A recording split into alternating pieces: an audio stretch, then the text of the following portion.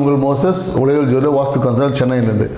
என் உயிரான ஈசனை முன்னிறுத்தி அவனார்களாலே அவன் தான் வணங்கி இந்த புரட்டாசி மாத பலன்கள் அதை தான் இன்றைக்கி பார்க்க போகிறோம்.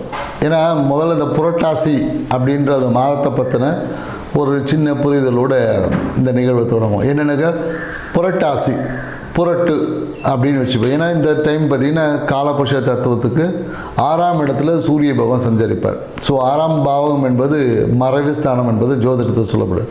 ஸோ அப்போது எப்போல்லாம் இந்த சூரியன் மறைவு ஸ்தானங்களில் இருக்கிறாரோ, இல்லை சூரியன் நீசமாகக்கூடிய நேரங்களில், இந்த நேரத்தில் எப்போதும் பார்த்திங்கன்னா நம்மளுடைய ஆத்ம கழிவுகள், ஏன்னா பித்திருக்காரகன சூரியன்றதுனால அந்த பித்திருக்களுக்கான விஷயங்களை நம்ம நிறைய செய்வோம். பித்திருக்களுக்கு தோஷம் நீப்பது, பித்திருக்களுக்கு தர்ப்பணம் கொடுப்பது. அதனால தான் இந்த மாதத்தில் பார்த்திங்கன்னா புரட்டாசி மாதம் மகாலயம் அப்படின்னு சொல்லிட்டு அந்த தேய்பிரையில் மகாலயத்துக்கு பித்திருக்களுக்காக நிறைய பூஜை முறைகள் செய்வோம். பித்திருக்களுடைய தோஷங்களை நம்மக்கிட்டேருந்து நீக்கிறோம்.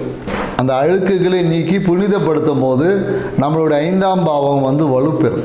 அப்போ நம்மளுடைய 5ஆம் பாவம் யாருக்கெல்லாம் வலுவாக இருக்கோ அவங்க வாழ்வில் எண்ணிய எண்ணங்கள் எல்லாம் நிறைவேறும், மனதில் நினைத்த ஆசைகள் நிறைவேறும், எல்லாமே புத்திர பாக்கியம் கிடைக்கும். மனம் என்பது மிகுந்த ஆளுமை நிறைந்ததும் வளர்ச்சி பாதையை நோக்கி இருக்கும். அப்படி இல்லைன்னு வச்சுக்கோங்க, மனம் கெடும். அந்த 5ஆம் பாவம் என்று கெட்டால் எடுத்ததில் எல்லாமே தோல்வி, சறுக்கல்கள், இந்த மாதிரியான நிறைய நிகழ்வுகள் எல்லாமே நடக்கும். ஸோ அதனால தான் எப்போல்லாம் சூரிய பகவான் மறைவு ஸ்தானத்தில் இருக்கும் போதும் இல்லை நீசம் அடையும் போதும், ஏன்னா ஆடி மாதத்தில் பார்த்திங்கன்னா நிறைய பித்திருக்களுக்கு ஆடி அமாவாசை பண்ணியிருப்போம். ஏன்னா அந்த இடமே பார்த்திங்கன்னா அமாவாசை மாதமாக சொல்லுவாங்க. ஸோ அதே போல் 6ஆம் இடத்துல வரும்போது அதே தான். ஸோ அதே மாதிரி பார்த்திங்கன்னா ஐப்பசி மாதத்தில் பார்த்திங்கன்னா சூரிய நீசம் அடையும் போது நம்ம யம தெய்வம் ஏற்றுவோம். ஸோ இந்த மாதிரியான நிறைய நிகழ்வுகள் எல்லாமே இது பண்ணி நம்மளுடைய ஆத்மத்தில் இருக்கக்கூடிய பித்திருக்களுடைய தன்மைகளை சீராக்கி வளமாக்கி செழிப்பாகும் போது நம்ம பூர்வ புண்ணியம் ஸ்தானம் வலுப்பெறும். அதன் மூலியமாக நம்ம வாழ்க்கையில் நடக்க வேண்டிய நாள். அதனால தான் இந்த மாதமே புரட்டாசி மாதம். புரட்டுனாவே திருப்பி போடுது, நம்ம வாழ்க்கையை திருப்பி மாற்றி அமைக்கக்கூடிய ஒரு காலகட்டம் தான் சொல்லுவோம். அதனால தான் இந்த நேரத்தில் எப்போதும் பார்த்திங்கன்னா இந்த நேரத்தில் பெரும்பாலும் பார்த்திங்கன்னா புரட்டாசி மாதத்தில் பார்த்திங்கன்னா பெருமாள் வழிபாடு தான் சிறப்பாக இருக்கும். ஏன்னா பெருமாளே பார்த்திங்கன்னா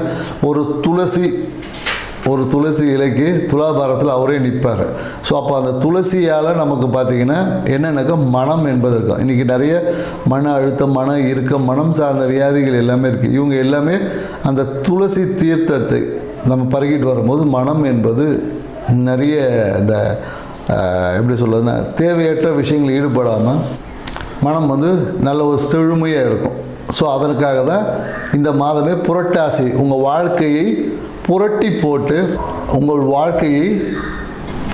போட்டு சீர் செய்யக்கூடிய விஷயம், சீர் செய்யக்கூடிய மாதமாக தான் இந்த மாதம் இருக்கும். ஸோ அதனால் இந்த மாதத்தில் ஒவ்வொரு ராசிக்கும் என்ன மாதிரி நற்பலன் கிடைக்கும், எந்த விஷயத்தில் சரி பண்ணிக்கணும், ஸோ எந்தெந்த இடத்துல பாதிப்புகள் வரும், அதை எவ்வாறு சரி செய்வது அப்படின்ற டீட்டெயில் விஷயத்தை தான் நம்ம ஒவ்வொரு ராசிக்காக பார்க்க போகிறோம்.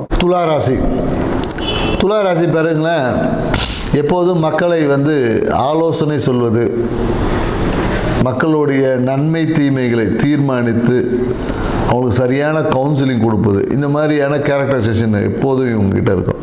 துளாராசிக்காரங்களுக்கு ஒருத்தவங்க போய் அட்வைஸ் கேட்டாங்கன்னு வச்சுக்கங்களேன், சரியான தீர்வு சொல்லக்கூடிய ஆற்றல் அவங்ககிட்ட இருக்கும். ஆனால் என்னென்னாக்கா அவங்களுடைய விஷயத்தில் தான் பல நேரங்களில் முடிவு எடுக்கிறதுல ஒரு அழுத்தம் என்பது ஏற்படும். மற்றவங்களுக்கு கவுன்சிலிங் கொடுப்பதில், மக்களை கணிக்கக்கூடியதில் மிகுந்த ஆற்றல் கொண்ட துளாராசிக்காரங்களுக்கு இந்த புரட்டாசி மாதம் என்ன மாதிரியான நற்பலன்களை கொடுக்கும்போது தான் பார்க்க போகிறோம்.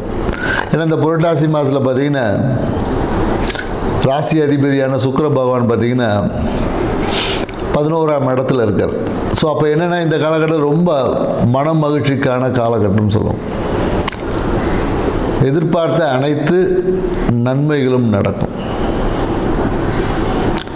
நிறைய பேருக்கு என்னென்னாக்க இந்த திருமணத்துக்காக காத்திருக்கக்கூடிய துளாராசிக்காரர்களாக இருந்தால் வரன் வீடு தேடி வரும்.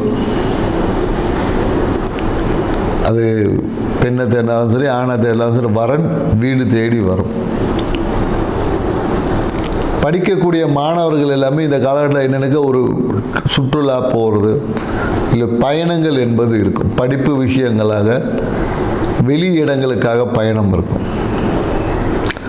பொருளாதாரத்துக்காக பணம் வாங்கிறதுக்காக யாரோ ஒருத்தவங்க ஒன்று பணம் கொடுக்குறேன்னு சொல்லியிருப்பாங்க, அந்த பணம் வாங்குவதற்காக அப்படின்னு சொல்லி ஒரு பயணங்கள் எல்லாமே இந்த காலகட்டத்தில் இருக்கும். அதே போல் என்னென்னா நிறைய பயணத்திற்காக விரயங்களும் செய்வாங்க.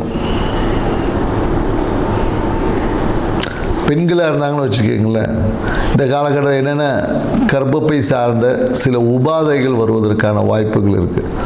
குறிப்பாக என்னென்னாக்கா இந்த துலா ராசிக்காரங்களுக்கு எப்போதுமே இந்த ஹார்மோன் சார்ந்த பிரச்சனைகள் ஏதோ ஒரு விதத்தில் இருக்கும்.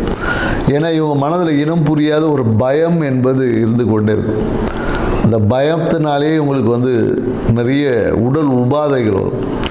அதனால் இவங்களுக்கு தைரியமாக இருக்கிறதுக்கு முதல்ல கற்றுக்கணும். மனம் பார்த்தீங்கன்னா வச்சுக்க ரொம்ப பிரம்மாண்டமாக யோசிக்கும். எதுலையுமே ஒரு சிறிய விஷயத்தை கூட நல்ல பிரம்மாண்டமாக பண்ணணும், சிறப்பாக பண்ணணும். ஒரு பொருள் வாங்கினா கூட நல்ல ஹை லக்ஸரியஸாக வாங்கணும், பிரம்மாண்டமாக இருக்காது, எல்லாரும் பாராட்டும்படியாக வாங்கணும் அப்படின்றதுக்காக நிறைய விரயங்கள் செய்யக்கூடிய வாய்ப்புகள் இருக்குது. நிறைய விரயங்கள் செய்வாங்க. ஒரு 10 ரூபா ஒரு மொபைல் ஃபோன் ஒன்று வாங்க போகிறேன் அப்படின்னு சொன்னாங்கன்னு வச்சுக்கோங்க. ஒரு ஃபோன் ஒரு 50,000 ரூபாய்க்கு ஒரு ஃபோன் வாங்குறேன்னா அங்கே போய் கடைக்காரங்க அவங்க சொல்லுவாங்க, மேடம் இதில் இந்த மேடமோ சாரோ இதில் இந்த ஃபியூச்சர்ஸ் இருக்குது, இது ரொம்ப அட்வான்ஸ் டெக்னாலஜி அப்படின்னு சொல்லிவிட்டு அவன் 1 லட்ச ரூபா ஃபோன் வாங்கிட்டு வந்துடுவான்.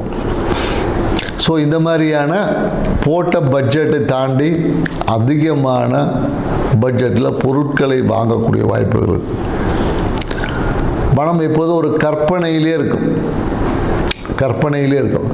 நிறைய பேர் இந்த காலகட்டத்தில் என்னென்னக்கா ஏதோ ஒரு மாந்திரிக தாயத்து போடலாமா, ஒரு தாயத்து போட்டுக்கலாமா, இந்த மாதிரியான மாந்திரிகம் சார்ந்த விஷயங்களில் சில ஈடுபாடுகள் செய்வாங்க.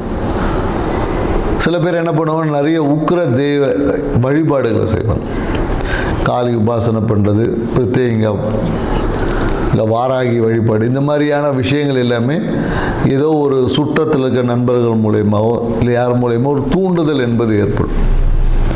அதே போல் என்னக்கா நிறைய பேர் இந்த குரு உபாசனை, குருவை பார்க்கறது, குருவோட ஆசீர்வாதங்கள் பெறுவது, இந்த மாதிரியான விஷயங்கள் நிறைய இருக்குது.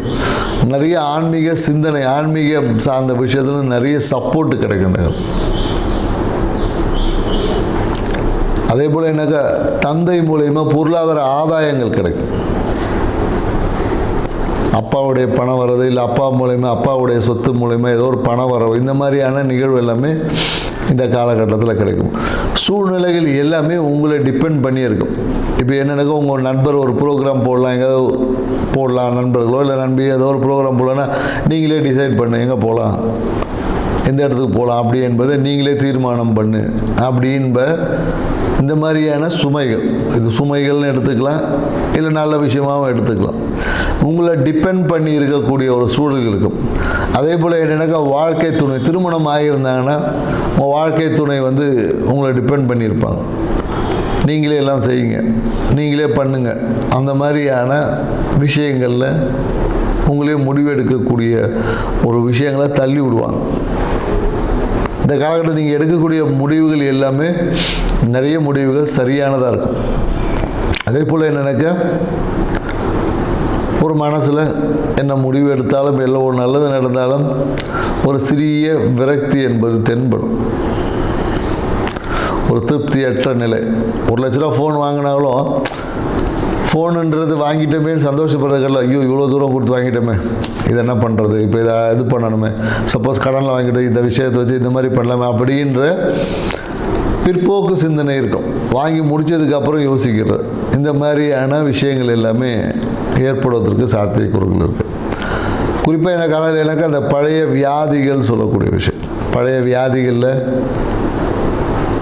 அதனால் ஏற்படக்கூடிய தொந்தரவுகள் எல்லாமே இந்த காலகட்டத்தில் கொஞ்சம் தென்படும். குறிப்பாக என்னென்னாக்கா நிறைய இந்த கால பழைய உணவுகளை எடுக்கக்கூடாது.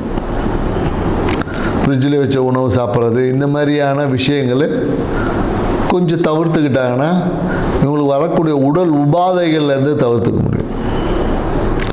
ஏன்னா இவங்களுக்கு இப்போதும் பார்த்தீங்கன்னா துலா லக்கணக்காரங்களுக்கு பதில் ஒரு மலச்சிக்கல், இந்த கழிவுகளை வெளியேறுவதில் ஒரு பிரச்சனை இருந்துக்கிட்டே தான் இருக்கும். மலச்சிக்கல் இருக்கும், அப்படிலாம் ஹை ப்ரோட்டீன் எக்ஸ்கிரியேஷன் இந்த மாதிரி எல்லாமே இருக்கும். அதிகமான ப்ரோட்டீன் புரதங்கள் வெளியேறுவதனால உடம்பு வந்து டயர்டாக இருக்கும், சோர்வாக இருக்கும். கொஞ்ச நேரம் பிரிஸ்காக இருப்பாங்க, திடீர்னு ஒரு சோர்வு வரும். இவங்களுக்கு தான் பார்த்தீங்கன்னா நிறைய இந்த காஸ்மெட்டிக் அலர்ஜின்னு சொல்லக்கூடிய அந்த விஷயங்கள் எல்லாமே இவங்களுக்கு ஏற்படக்கூடிய ஒரு வாய்ப்புகள் இருக்குது. ஸோ இப்படி இருக்கக்கூடிய இந்த புரட்டாசி மாதத்தில் உங்கள் வாழ்க்கை மேலும் சிறப்பாகணும், பொருளாதாரத்தை மேன்மை அடையணும் அப்படின்னு நீங்கள் நினச்சிங்கன்னா நீங்கள் என்ன பண்ணலான்னு பார்த்தீங்கன்னு வச்சுங்களேன், வீட்டுக்கு பக்கத்தில் இருக்கக்கூடிய கும்பம் வைத்த கோயில், கும்பம் வைத்த அது அம்மன் கோயிலாக இருந்தாலும் சரி, முருகன் கோயிலாக இருந்தாலும் சரி, கும்பம் வைத்த அம்மன் கோயிலில் போயிட்டு இனிப்பு தானம், இனிப்புனா ஏதோ ஒரு சாக்லேட் வாங்கி கொடுக்கறது, இல்லைன்னா ஒரு லட்டு வாங்கி கொடுக்கறது, இல்லைன்னா நெய் கொடுக்கறது, இந்த மாதிரியான விஷயத்தை செஞ்சு பாருங்கள்.